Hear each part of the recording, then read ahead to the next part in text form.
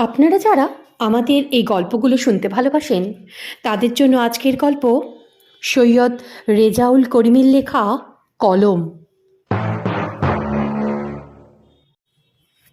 ২৪ পরগনার এক দরিদ্র পরিবারে আমার জন্ম। জীবনে কোনোদিন কল্পনা করতে পারিনি উত্তরবঙ্গে বেড়াতে আসব, দার্জিলিং, মিরিক, ডুয়ার্স, ভুটান দেখব, উপলব্ধি করব এখানকার জল, হাওয়া, মানুষের মন। কিন্তু ঈশ্বর আমাকে ঝুঁটি ধরে টেনে নিয়ে এলেন এখানে। চাকরির খাতিরে চলে আসতে হলো জলপাইগুড়িতে। তারপর কতদিন পার হয়ে গেছে, এখন বুঝতে পারছি এখানকার জনজীবন, তাদের জীবনযাত্রা, তাদের সুখ দুঃখ, ভাষা, এমনকি এখানকার জল, হাওয়া, সব সব বলতে গেলে একাত্ম হয়ে গেছে এখানকার আকাশ, বাতাস, মাটির সঙ্গে। Officer in charge DK. রায়, তার আদেশে একটি বিশেষ কাজের জন্য আমাকে ডুয়ার্স এলাকার একটা চা বাগানে যেতে হয়েছিল ১৯৮২ সালের শেষের দিকটায়। সেই সূত্রে চা বাগানের ম্যানেজারের সঙ্গে আলাপ পরিচয় হয়। ভদ্রলোক আমার থেকে বয়সে একটু বড়, কলকাতায় বাড়ি, বিয়ে করেছেন সম্প্রতি, বছর ২-৩ হবে। নাম অবিনাশ সোম। হ্যান্ডসাম ফিগার, এক পলকেই নজর কাড়ে। স্ত্রী অনিতা কোনো অংশে কম নয়। সাজসজ্জায়, পতিপরায়ণে, আচার ব্যবহারে, চলনে বলনে, আধুনিকতায় তার পরিচয় পাওয়া যায়। ফ্ল্যাটটাও সুন্দর। দক্ষিণবঙ্গের লোক পেয়ে আমাকে আদর অভ্যর্থনার ত্রুটি করল না। চা পর্ব শেষ করে উঠতে যাব, এমন সময় অনিতা দেবী বললেন, মাঝে মাঝে আসবেন, দুটো গল্প করা যাবে। এখানকার তো লোকের ভাষা ঠিকমতো বুঝতেই পারি না, আর উনি তো কাজে বেরিয়ে যান, ফেরেন সেই ৯টা-১০টায়। একটা সময় কাটতেই চায় না জানেন।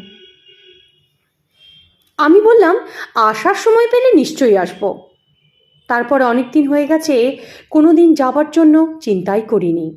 সেদিন থানাতে রায়বাবু ফোন পেলেন, তড়িঘড়ি চলে আসুন, আমাদের বাগানে একটা মার্ডার হয়েছে। খবর পেয়ে রায়বাবু আমাকে সঙ্গে নিয়ে রওনা হলেন। আধ ঘন্টার মধ্যেই পৌঁছে গেলাম চা বাগানে। অবিনাশবাবু আমাদের জন্য অপেক্ষা করছিলেন। তিনি আমাদের সঙ্গে নিয়ে চললেন ঘটনাস্থলে। লাশটা উবুড় হয়ে পড়েছিল একটা জলহীন ড্রেনে। লাশটা চিৎ করতেই ওর মুখের দিকে দৃষ্টি পড়ল, আর ঠিক তখনই মনে হলো, আরে এটা লক্ষ্মী উড়ান না? রায়বাবু জিজ্ঞাসা করতে বুধু উড়ান বলল, মোর বেটি বটে, কাল হাট থেকে আসার সময় আর খুঁজে পেছু না, রাত ভোর ফেরে নাই, তাই মুই খুঁজতে লাগলু। এটুকু বলেই সে কান্নায় ভেঙে পড়ল। আমার মনে পড়ল কয়েক মাস আগের কথা। লক্ষ্মী তখন চা পাতা তুলছিল। অবিনাশবাবুর সঙ্গে আমি চা বাগানটা ঘুরে দেখছিলাম। অবিনাশবাবুই পরিচয় করিয়ে দিয়েছিল লক্ষ্মীর সঙ্গে। খুব ভালো কাজ করে বলে প্রশংসাও করল। আমি হেসে জিজ্ঞেস করছিলাম, লক্ষ্মী, কার জন্য এত খাটছিস? লক্ষ্মী আমার কথা শুনে যেন হেসে গড়িয়ে পড়ল, বলল, বাবু, মোরা তোর লগে, দেশের লগে, তোরা তো মোদের দেখিস না। সেদিন কোনো জবাব দিতে পারিনি। আজ তার লাশ এইভাবে দেখব কল্পনাই করিনি। ঘাগরা টাইপের একটা ছাপা ফুলতোলা বস্ত্র তার পরনে, হাঁটু দুটো থেকে নিম্নাংশ অনাবৃত। ফর্সা পদযুগল ছড়িয়ে আছে মাটিতে, গায়ে একটা ব্লাউজ। বুক পেট থেকে বেরিয়ে আসা তাজা রক্তে লাল হয়ে গেছে কাপড় চোপড়, এমনকি বেশ কিছুটা জায়গাও। ওড়নাটা কাটায় বিঁধে তখনও পতপত করে উঠছে। একটা ১৮ বছরের মেয়েকে কে এমন নির্দয়ভাবে গুলি করে ঝাঁঝরা করে দিল, সেটাই ভাবছি। রায়বাবুর আদেশ মতো ইনকোয়েস্ট রিপোর্ট সেরে কয়েকজনকে দিয়ে জলপাইগুড়ির সদর হাসপাতালে পাঠিয়ে দিলাম ডেড বডিটা। রায়বাবু আর আমি তখন ব্যস্ত হলাম প্রয়োজনীয় তথ্য সংগ্রহে। সাক্ষী সাবুত জিজ্ঞাসাবাদ করে তেমন একটা ফল পাওয়া গেল না। লক্ষ্মীর গতিবিধি সম্বন্ধে কেউ খারাপ ইঙ্গিত করল না। যার কোনো শত্রু নেই সে কিভাবে নৃশংসভাবে খুন হয় এটাই মনে মনে ভাবছিলাম। তারপর অবিনাশবাবুর বাড়িতে চা খেয়ে থানায় ফিরলাম। তারপর সোর্স লাগিয়ে দিলাম আসল ঘটনা উদ্ধার করার জন্য। এরপর 2 মাস অতিক্রম হয়েছে, আবার একই রকম খুন। ওই চা বাগানেই এবারের শিকার হয়েছে 23 বছরের একটা তরতাজা মেয়ে। একইভাবে রিভলভারের গুলিতে আমার এবার টনক নড়ল। যদিও মার্ডার ক্রাইমের অন্তর্ভুক্ত নয়, তবুও ওপরওয়ালার জনরোষের কারণে নানা রকম দোষারোপ করতে লাগলো অফিসার ইনচার্জ রায়বাবুকে। তিনি এখন অযোগ্য হয়ে গেলেন তাদের চোখে। বদলি করার কথাও হলো। রায়বাবু মন থেকে এটা মেনে নিতে পারলেন না। আমাকে তাই একদিন ডেকে বললেন, করিম, এবারও মান সম্মানের ব্যাপার, এ কেস আমাদের ডিটেক্ট করতেই হবে। রায়বাবুর কথা মতো আমি কলকাতায় গিয়ে বিশেষজ্ঞদের রিপোর্ট নিয়ে এলাম। তাদের অভিমত 2টি হত্যাকাণ্ডে একই রিভলভার ব্যবহার হয়েছে। আরও জানা গেল অবিনাশবাবুর রিভলভার থেকে গুলি করা হয়েছে। রায়বাবু আমাকে ডেকে বললেন, immediate go and try to trace out the revolver. আমার মাথায় বাজ পড়ল। বন্ধু লোকের হাতে হাত করা লাগাতে হবে সেজন্য, কিন্তু আইনের রক্ষাকর্তা হিসেবে সেখানে মায়া নেই, মমতা নেই, ভালোবাসাও নেই, বন্ধুত্বও নেই। কঠিন নির্দয়ের মতো বুকে বাজলো আমার কথাটা। গত্যান্তরে না দেখে কনস্টেবল নিয়ে হাজির হলাম তাদের ফ্ল্যাটে। তন্ন তন্ন করে খুঁজে কনস্টেবল বার করলো রিভলভারটা। গতান্তর না দেখে অবিনাশবাবুকে অ্যারেস্ট করে নিয়ে এলাম থানাতে, তার স্ত্রী অনিতা সোমের সামনে দিয়েই। এছাড়া অন্য কোনো উপায়ও ছিল না। অফিসে আসতেই যথারীতি রায়বাবু অবিনাশবাবুকে জিজ্ঞাসাবাদ করে। তার বিরুদ্ধে সমস্ত কিছু অভিযোগ লিখে পরদিন সকালেই কোর্টে ফরওয়ার্ড করে দেয়। রিভলভারটা পরীক্ষার জন্য আমি কলকাতায় পাঠালাম। এরপর বেশ কিছুদিন কেটে গেছে। অবিনাশবাবুর কেস কোর্টেও উঠেছে। বিচারকের সামনে আমার জিজ্ঞাসায় অবিনাশবাবু বলতেই পারলেন না ঘটনার দিন তিনি কোথায় ছিলেন। রিভলভারে পাওয়া গেল তারই আঙুলের ছাপ। মৃত মেয়ে দুটির গোপন স্থান অনুসন্ধান করে পাওয়া গেল ফরেন বডি, এবং এটাও প্রমাণিত হলো মেয়ে দুটির সঙ্গে অবিনাশের অবৈধ সম্পর্ক ছিল। সব মিলে অবিনাশবাবুর এগেনস্টে কেসটা গেল। শুধু বিচারের রায়টা বাকি। সোমবার আদালতে তার ফয়সালা হবে। ঘটনাটা কিন্তু এখানেই শেষ হওয়ার কথা, কিন্তু কোথা থেকে কী যে ঘটে গেল। সেদিন 9টার সময় থানায় যাচ্ছি। রায়বাবু তার কামরায় ডাকলেন। আমি গিয়ে দাঁড়াতেই তিনি ড্রয়ার থেকে একটা খাম বার করে আমার হাতে দিলেন। খামের ওপর নজর দিতেই দেখলাম আমার নাম। পিছন দিকে দেখলাম লেখা অনিতা সোম। রায়বাবু বললেন, কে এই অনিতা সোম? আমি বললাম, উনি স্যার অবিনাশবাবুর স্ত্রী। রায়বাবু নাক সিটকলেন। ভাবটা যেন স্বামী করবে অপরাধ আর স্ত্রী আসবে ক্ষমা চাইতে। আমার স্বামীকে ছেড়ে দিন ও নির্দোষ, এ যেন কচি খুকির আবদার। অন্যায় করার সময় মনে ছিল না পাপ করলে শাস্তি তো পেতেই হবে। আমি কথাগুলো শুনলাম, সঙ্গে সঙ্গে চিঠিটাও খুলে ফেললাম। দেখলাম দীর্ঘ চিঠি। রায়বাবুর সামনেই পড়তে শুরু করলাম। আমারই নাম করে লিখেছেন, মান্যবরেশু করিমবাবু। পত্রে আমার সশ্রদ্ধ প্রণাম। আমার চিঠি পেয়ে আপনি খুব অবাক বোধ করছেন। অবাক হওয়ারই কথা। বিবেকের তাড়নায় লেখা এই চিঠিটা। চা বাগানে যে 2টি খুনের তদন্ত আপনারা করছেন এবং তদন্তের শেষে যে সিদ্ধান্তে উপনীত হয়ে আমার স্বামীকে আপনারা অ্যারেস্ট করে নিয়ে গেছেন, সেই সবটাই ভুল।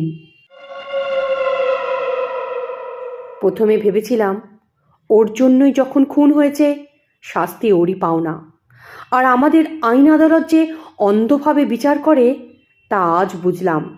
যে কোনো লোকের বিরুদ্ধে সাক্ষী সাবুত প্রমাণাদি পেশ করে সাজা ভোগ করানো যায় তা বুঝতে পারলাম। আর এও বুঝলাম কোনো খুনি আইনের ফাঁক দিয়ে নিঃশব্দে তার মাথাটা বার করে নিতে পারে তার টাকার দৌলতে।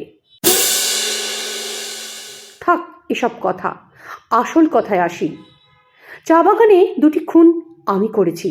হ্যাঁ, আমি, অনিতা সোম। অবিনাশ সোম তার কিছুই জানে না, ওর কোনো দোষ নেই।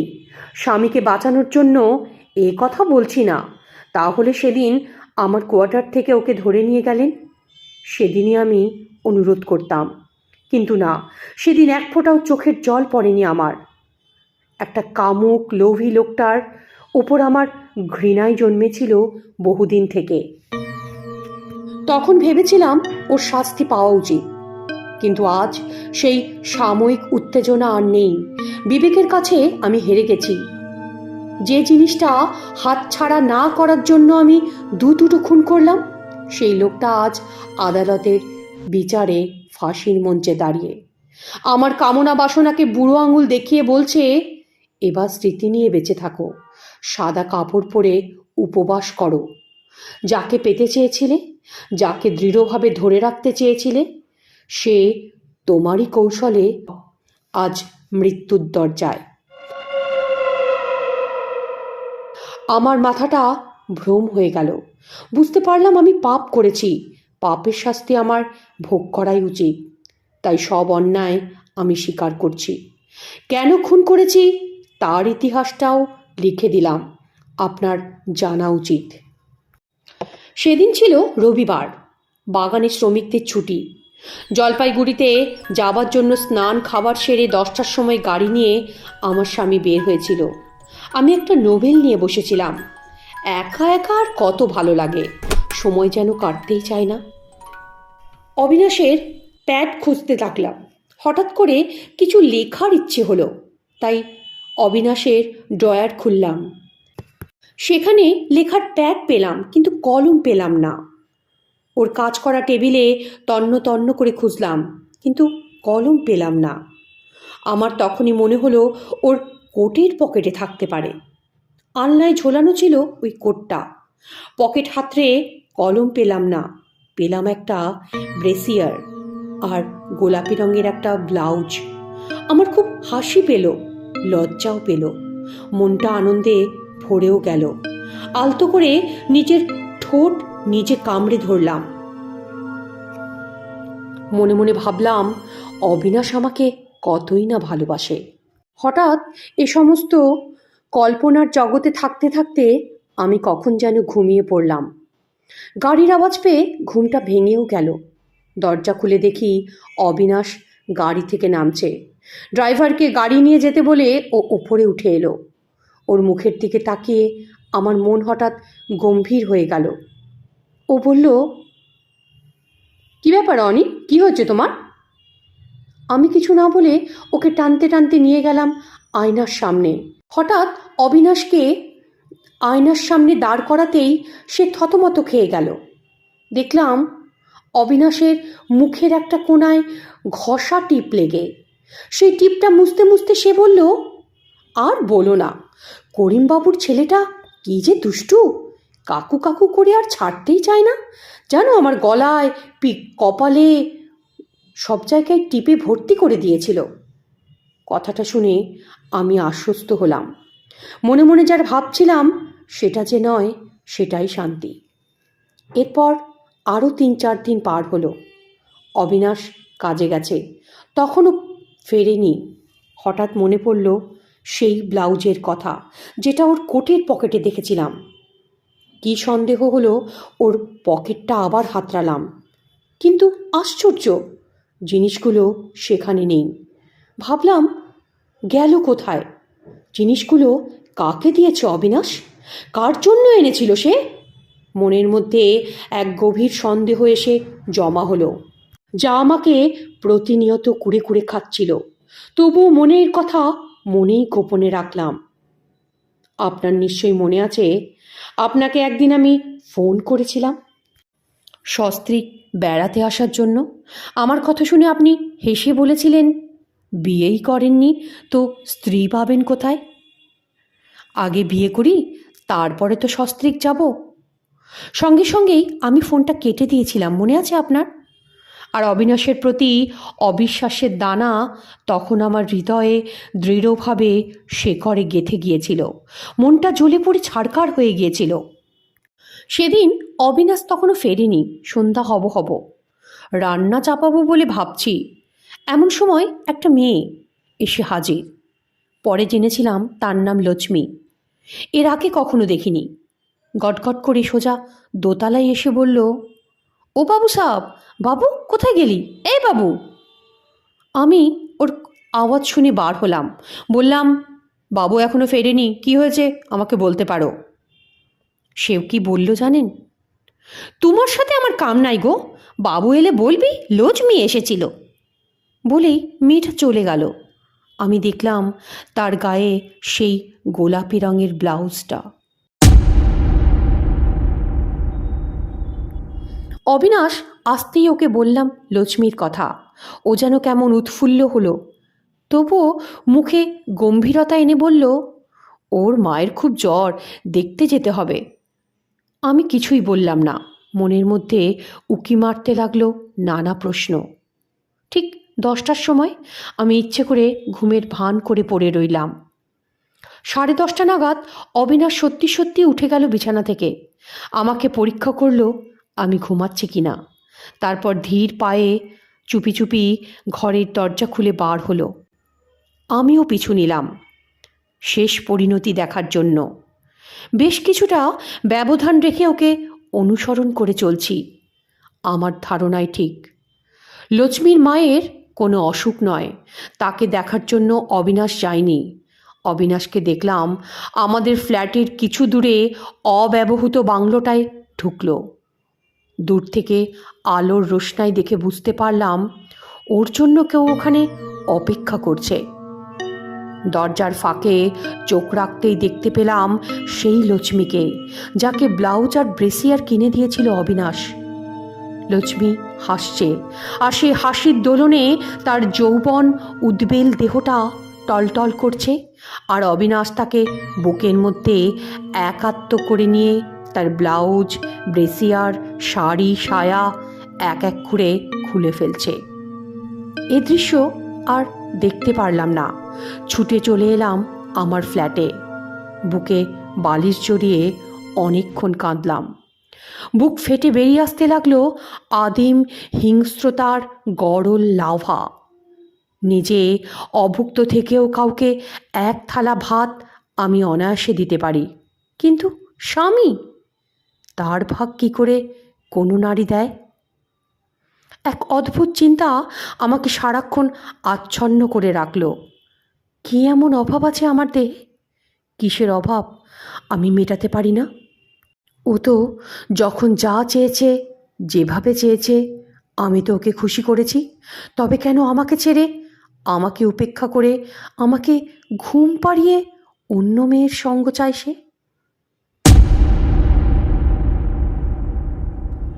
ইচ্ছে হলো জীবনটা শেষ করে দিই। পর মুহূর্তেই মনে হলো এটা পাপ।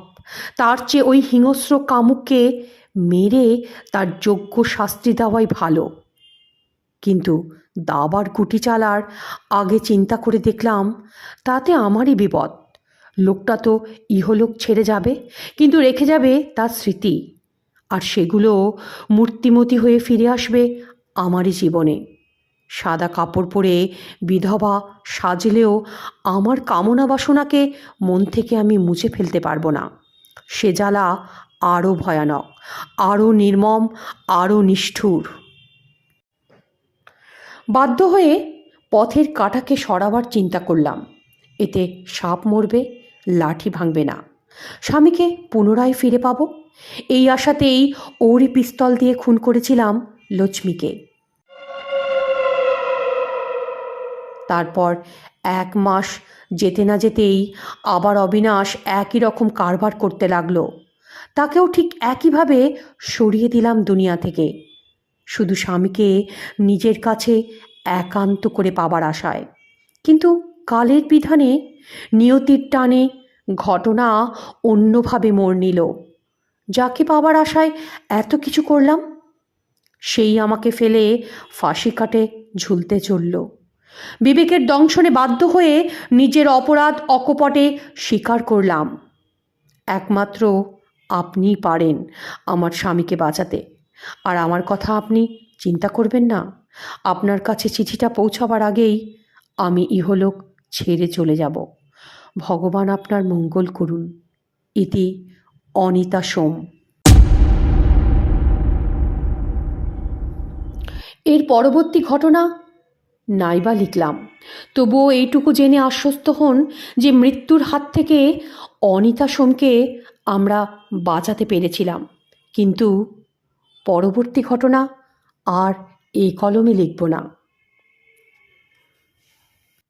শ্রোতা বন্ধুদের উদ্দেশ্যে অনুরোধ, আমার এই গল্পটা যদি আপনাদের ভালো লাগে, চ্যানেলটাকে লাইক, সাবস্ক্রাইব আর শেয়ার করতে ভুলবেন না কিন্তু।